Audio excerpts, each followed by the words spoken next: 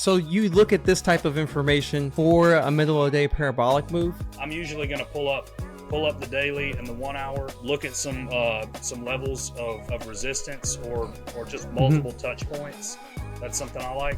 I'm going to pull up something like gap stats to give me more confidence to hold this all the way till the end of the day. But it's one that I'm confident in trading. I recognize the name. I always trade this name anytime it hits my scanner. Okay. I think I've traded it 3 times this year. The win rate's so high on them that for the few times when you do take that big stop out or whatever, because sometimes I'll get some slippage or something. I know I say like 7-10%, but it might end up being 15%, or maybe even 20. If it happens, the win rate's so high it's going to make up for it. So what is the win rate? Like I'm sure it fluctuates, but what is like the average win rate for this type of play? Around 80%. Holy crap, that's a lot. Welcome back, everybody, to Be the Trader. Today is a special day because we're going to be sharing screens and going over parabolic shorts, how to play the parabolic moves. And I brought Sellers back to the show to dive into that because that's a strategy that he loves and he likes to search for on a daily basis. So Sellers, welcome back to the show, brother. Hey, thanks for having me, Alex. Glad to be here. Absolutely, man. So explain to those who aren't even sure what it means by parabolic move. Could you explain what that means? To me, parabolic move, there's several different kinds, but just a big, rapid movement in price, particularly upward in a short amount of time. Now, does it matter to you how high of a move? Oh yeah. That determines the setup for me, the grade of what the setup is going to be, because I have several different types of parabolic setup play. Okay, so which one are we going over today? For me, one of my favorites is the low volume parabolic. It can be, a big percent move, 80, 100, but I really like the little 20 and 30% low volume parabolic moves just in the middle of the day. Now, middle of the day, do you mean literally like lunch hour, or do you mean like just any time after the open? Anytime. Sometimes even before the open, but in pre-market, but that's, you're playing with fire a little more on those. So when you say little volume, I know for me, immediately I'm thinking, how do you play low volume plays? Because how do you get out? Like if the volume dries up, because if it's low volume already, then sometimes low volume plays could dry up very, very fast. So how do you protect yourself with that type of play? Man, there's an art to it. That's for sure. The sudden burst of volume is what I'm looking for to get in. Volume is going to be what I'm selling into, what I'm shorting into. There has been several times that something's become so thin towards the end of the day, the spread gets wide, that you're moving price getting out of it, and that sucks, but that's just how it is sometimes with these plays, man. They're very niche. I know a lot of people play parabolics, but these are a little bit different. I don't see as many people playing these. Yeah, because we're talking about specifically parabolic shorts that move about 20 to 30% in the middle of the day, not 100% move, right? Yeah, it can be that much, but I don't want them to be that strong. Unless there's a very obvious daily level for me to risk off of, I'm really not wanting something that strong. I'm wanting just something that can't hold water. Just the pop and drop turds. Gotcha. So what else are you looking for before we dive into charts? So you're looking for something that pops about 20, 30% in the middle of the day, something that already has low volume, and then the volume comes in out of nowhere, a surge of volume to make the move. Yes. Is there any other thing you're looking for, as you mentioned earlier, if it was 100% mover, something like a daily resistance? Do you need that on a 20 to 30% mover? Confluence is everything with these and with all of my trading. So like if I pull up, I use gap stats and a few other different scripts. If it's got good gap stats, even better. If there's a previous resistance or bag holder area, multiple touch points on the chart, that's even better. If those touch points on the chart have volume, all of that, that's just what plays into it being, a B, an A, whatever. A plus setup. So if it doesn't have any of that, does that mean avoid? Like if it doesn't have a confluence at all, just it just has a parabolic move with with low volume to big volume with a 30% mover. And systematically, like according to the system that this comes from, you would still trade it. But for me, I don't, unless it's not. If it's a recent IPO, I absolutely won't. But if it's something that's been around for a little while at least, Mm-hmm. and it's a low volume move out of nowhere, I don't just blindly short into 30%. I look for some kind of failed follow through. Okay. And I know people are probably scratching their head. They're like, Alex, he said this. He said you use scripts like gap stats. Now I know what that is because I Thinkorswim is what I'm assuming you're talking about. Yeah. But could you explain for those who are like, what the hell is that? Like, what gap stats? If it has good gap stats. So there's a really cool company, Scripts to Trade, and they make all these different scripts that you can apply to your charts. Basically, it's like running a little scan on them. It's letting you know the history of the chart. If it did this one day, then it usually does this. So it just it gives you a little more background history on the ticker rather than just looking at it. You kind of know its personality. Absolutely. And do you have a example of the gap stats? This is from my buddy that I met on Twitter, Go Shock Trades. He built these gap stats, and I'm not sure if they're still available, but you can get them from Scripts to Trade. It's the same thing. They've got them for Thinkorswim and for TradingView. But okay. So these from Go Shock, you just hover over it and it tells you all this information right here. How many gaps this thing's had in the past, what the average gap is, percentage wise, how many times it's closed green, and how many times it's closed red. So you see here, it's closed red 100% of the time. That can give you some confidence. There's only two of them. But so you look at this type of information for a middle of the day parabolic move as well, like just to help you kind of gauge the overall sentiment of this stock. Well, so me personally, something like gap stats isn't going to be one of the first things I pull up. I'm usually going to pull up the daily and the 1 hour, look at some levels of resistance or just multiple touch points. That's something I like, and I'm usually going to take it off of that. More so, like with the way these are, you're usually going to be. I want instant resolution. I want it to start working instantly. I'm going to pull up something like gap stats to give me more confidence to hold this all the way till the end of the day. Okay. That makes sense. I'm glad you clarified that. Yeah. Okay. So to kind of summarize some of these ideas so far, you want to see something that has low volume, have a surge of volume, spike up 20-30% is a sweet spot for you. Hey, we wouldn't be able to do these face-to-face interviews if it wasn't for our sponsor, Cobra Trading. So if you can just give them a few seconds of your time, we'd really appreciate it. Cobra Trading is the go-to broker for day traders and short sellers. And I'm not the only one saying this. In fact, Benzinga awarded Cobra Trading as the go-to broker for short selling. They have a heavy focus on direct market access order routing, so you have the fastest execution. They have some of the best locate prices and availability. They also have amazing customer service. I've experienced many different brokers, and it's why I use them every single day and why I'm proud to have them as our sponsor. Sign up now by clicking the Be the Trader referral link below and earn 1 free month of software with Cobra and 25% off all commissions. Now let's get back to the show. Any higher seems like it's just not as golden unless there's some key level on the daily chart. You love confluence to make sure there's something associated with it. The more confluence you have, the higher the grade of the trade itself, from C, B to A plus. And you like to look at stats like gap stats to give you another feel of what could happen at the end of the day for that trade, for that stock itself. Is there anything else I'm missing here before we dive into a couple examples? That's pretty much it.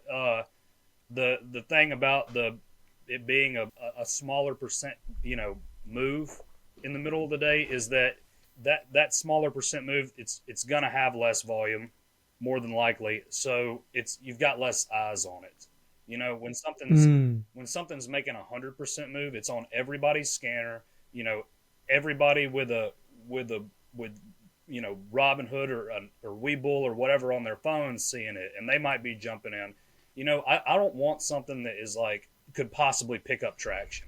I'm wanting this thing to not be Mm. able to hold water, to just slam. You know, just immediate resolution. Yep, I understand that. Okay, so let's go into a couple examples here. What you got for us today? All right, so um, I'll show you pretty much exactly what I want this to look like. All right, so this is Jan. Some people know the ticker. Uh, it's with this one in particular, there wasn't. This thing's just been on a steady downtrend forever. So, but it's one that I'm confident in trading. I recognize the name. I always trade this name anytime it hits my scanner. Okay. I think I've traded it 3 times this year. Um, this was the last time I traded it. So with this one, I didn't really have a decent level, just because it's been on such a downtrend. So it pops on my scanner about here, and I'm watching it, and I was going to hit it right there at a lower high. Well, I told you before, I don't use hard stops. I'm pretty good about stopping out. With these, I'm usually going to risk 7 to 10%, and I'm wanting something like this, that failed follow through if there's not a good level, Mm-hmm. and I'm hammering it. So after I see that fake break, I'm hammering in full Yep. size, and I have targets. You know, if I'm not planning on holding for end of day, see, because this did get incredibly thin. I mean, practically no volume. Yeah. So sometimes if you hold till end of day, you could wind up with something like this. I got incredibly lucky with my cover there. But I use the 1 minute 200 EMA and the 5 minute 200 EMA typically for cover targets. These are usually not extended so far from the VWAP that I'm usually not using VWAP as a cover target. Okay. And so basically on this type of play there was no confluence other than because this the daily chart was just constantly down. There was nothing to play off of. So in this type of scenario, you're looking for a lower high or a fake break, which you got here in this case above 104. It rejected, and you're just shorting, risking off of those highs with a 10% give or take.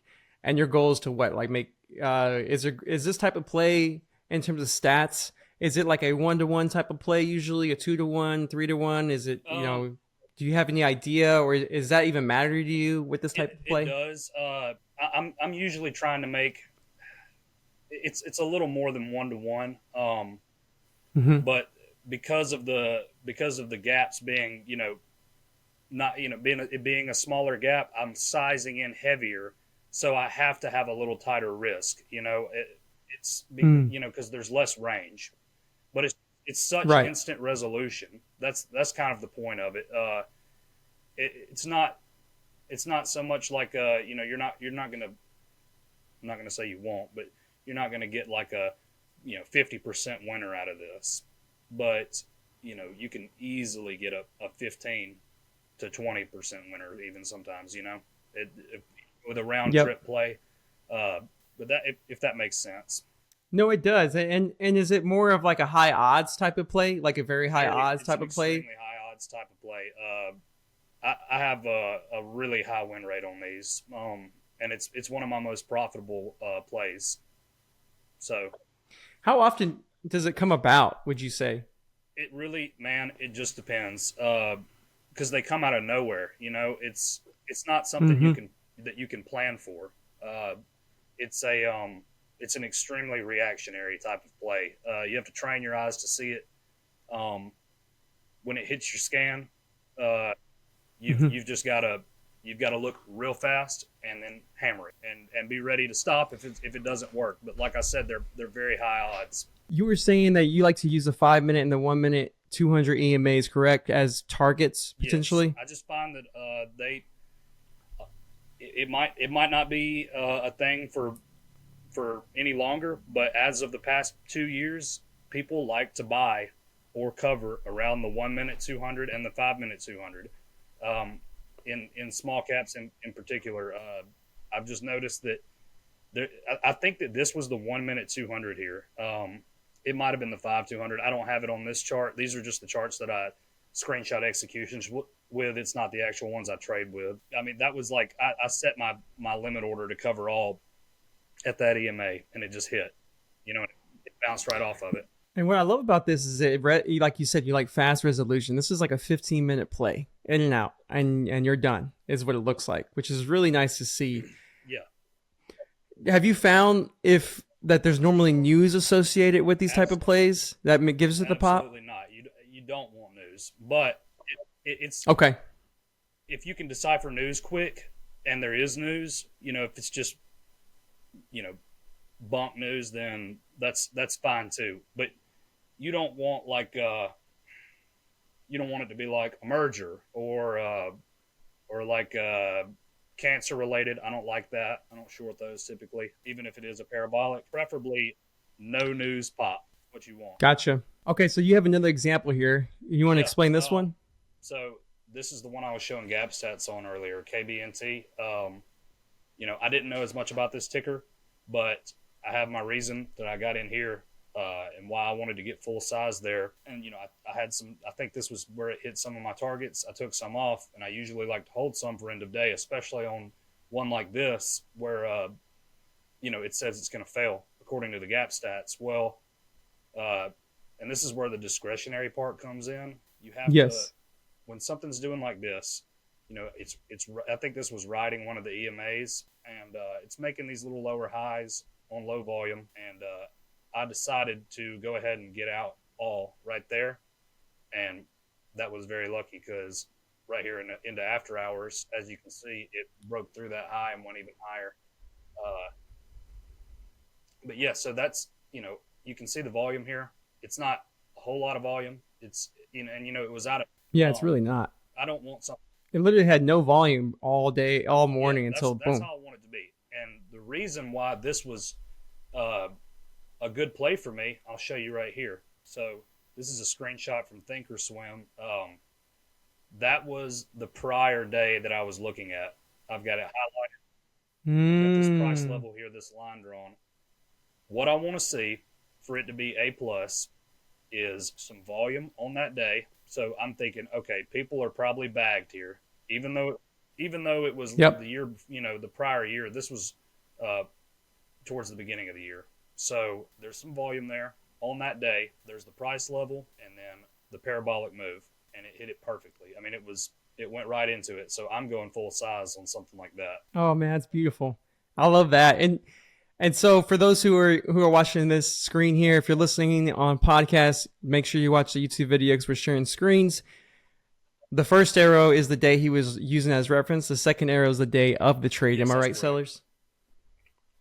Okay, perfect. Would you mind going back to the actual day of the trade? So what's interesting, and I'm very curious on what are instances where you're thinking to yourself, I am definitely, without a shadow of doubt, not touching this at all. Like what is the major red flag? Is it just like good news, or is it have way, like what classifies it as like too much volume and that kind of thing? Something that's really churning volume, doing like a million a minute, stuff like that. That's it's doing that. It's holding over VWAP. I don't really like it when they do it right out of the open. A recent IPO making a parabolic move, something with nowhere to risk off of. But an absolute no touch. I'd say recent IPO making a parabolic move, or something that's churning a lot of volume per minute. Way more than this, as you can see, over VWAP. That kind of stuff, it cannot be. I mean, like I said, this is very reactionary and very. You can get wrecked on this strategy if you don't know what you're doing. It's something that I would definitely, if it's something you're wanting to try, test it out. Maybe small size, whatever, before you go deep into it, because moves like this, they can halt fast. Which sometimes I get in after halts. but you've got to be ready. Is there something you do to protect yourself from those major, like say you enter a play, like is there anything that you have set in place to protect you from blowing up? Because like these type of plays can like out of nowhere become a super Oh yeah, parabolic move. especially on low volume, man. I had one. I wish I had a screenshot of it. Um, I'll trade them sometimes if they're under a million on the float. I like over a million, like over 1.5 million on the float. Uh, but I traded one that was Mm-hmm. like 400,000, and it hit my Parascan. It was on fairly low volume. I mean, it's a big burst of volume, but in the middle of the day, and I hit it full size, and it immediately halted up after that. Right when it opened, it was way bigger than I was expecting. And it was I'm trying to remember what ticker it was, but it's just one of those low float deals. So I have in place a max loss setting with my brokerage, which is Cobra. Yep. They did pretty good about getting me out. There's some slippage, but if if they didn't get me out and that thing ran, if it's a 30% move, whatever, and then it makes another 30% move into 100% move, I mean that could blow you up potentially. Because I size pretty Yep. heavy on these. That's why you got to have those set in place. You can't trade without a broker max loss. I don't. I mean, I hear about people doing it, but I used to do it. I've blown up $50,000 accounts before. It sucks. You don't want to do that, man. That's real money. That's you got to respect your capital. If you don't have a broker max loss, Hundred in percent. my opinion, you probably don't respect your capital. If you don't have a broker's max loss, then one day you will. Exactly. Because something's gonna happen and you're gonna be like, either you will or you will just be out of the game. Yeah, I It's saw a it's one really or the good other. tweet the other day. Yeah, I think it was yesterday. It was like you don't want trading to just. I don't remember the exact wording, but it was like talking about your capital and stuff. It was like you don't want trading to just be a footnote of your life. So Mhm. capital preservation is king. And on a high odds setup like these, if you're going to take big size, then you have to always be ready to lose. Yep. And speaking of a high odds setup, how do you find this type of high odds setup? Like, how'd you even come about this? Like, what made you think of like I want to start playing in 20 and 30% movers? Like, how'd you come to this conclusion? Because most people are focused on like what you said earlier. Like, I don't want to be a part of the one that's are up 100% where everyone's looking at. And I get that philosophy. It makes total sense because those could continue, right? Whereas this, no one's really paying attention to. Like, what made you come to that conclusion? How'd Um, you find this? well, so I had been playing just parabolic moves for a while, but it wasn't until I met Chris Verma. We kind of I learned from him, and I saw how he was doing it. I saw the way he was running his back test and his criteria that he had set. I took his strategy and then I changed it a little bit. Yep. I tweaked some of the settings. He built some really good trade ideas scanners, and then I redid them for how I wanted to play these. I mean, basically the way I'm finding them is through my trade ideas scanners. I have a one that's like a pre para. It's telling me that it's about to do it, and I have the criteria Mm. set for when it actually hits that parabolic level. But I don't just blindly take them off my scans. I've got to see something. I've got a daily level, an hourly Mm. level, or some failed follow through. So, like, for someone who's listening right now, they're probably asking themselves, like, well, how do I even set up a scan to kind of pick up some type of move like this? Like, what's a general idea, like, how they could be thinking about to set up their scan? Because there's all types of scans out there. Maybe they don't have trade ideas. Maybe they have scans. Maybe they have Thinkorswim. And, like, what is some ways to go about configuring their scan to find types of moves Um, like this? well, it's going to take a lot of playing around and getting your criteria right. I mean, you could go look at my trades. I post a ton of charts and stuff on Twitter. I don't care if anybody reverse engineers this. It doesn't matter. I mean, I don't believe this edge is going to be eroded. Just look into what the move is. How fast did this move happen? Was it within 5 minutes, 10 minutes? Have those set up. Say I'm looking for X Mm. percentage move within a 5 minute, 10 minute, 15 minute period. That's how I have some of mine set up. Inject all that into your scanner, and you can make your own scanner for it. I've got Yep. so many specifics in mind, but really, that's all it is. Whatever percentage move in this amount of time on with at least 350,000 on the volume per day. I don't want something that's doing it with like, you know, yeah, 10,000 yeah, shares. exactly. I mean, it's got to be a little bit. I've got to be able to. I mean, because I might take 10,000 shares on this. You know what I mean? Like I don't want to be Right. all the volume for the day. That's a good point. So like I want to ask you, just spitting off of that, is there a criteria for you personally in terms of I don't want to be X amount percentage of the volume of the move? Like, do you ever think like that? Like, I don't want to be 50%, obviously 50%, but like, is there something like that that's going through your mind? Like, okay, this is trading amount of volume. I don't want to be X% of the volume. I mean, I'm usually not taking that huge of size, so it's never been a problem for me. I don't think that this strategy is that scalable. So, Right, right. I'm glad you point that out because I know people, that's super important to note, but it's very yeah, I profitable and mean, you can consistent. easily make you know 15% a day or whatever. I mean, if you might, you could risk 2,500 to make 5 grand. That's not unheard of on these plays. I know that's kind of the risk to reward thing, but it's they're so the win rate's so high on them that for the few times when you do take that big stop out or whatever, because sometimes I'll get some slippage or something. I know I say like 7-10%, but Yeah. it might end up being 15%, or or maybe even 20. Yep. If it happens, uh, the win rate's so high it's going to make up for it. So what is the win rate? Like I'm sure it fluctuates, but what is like the average win For rate for me, this type it's of play? around 80%. Holy crap, that's a lot. That is very high. If you're watching this right now, number one, you better comment below saying thank you, sellers, for sharing this type of information, and rewind this and rewatch it and share with other people because this is something that can help you understand just how to think. I mean, this might not be the strategy for you because again, there's some issues with this strategy. It's very risky. It's very hard to scale, like if you're trying to trade massive size, because you can be most of the volume. And when there is slippage, if you can't handle losing, here's the thing with the 80% win rate sellers, and feel free to tag on this. People don't listen to just win rate because if you just listen to win rate and you hear 80%, then you think, oh, awesome, like I'm never going to lose, right?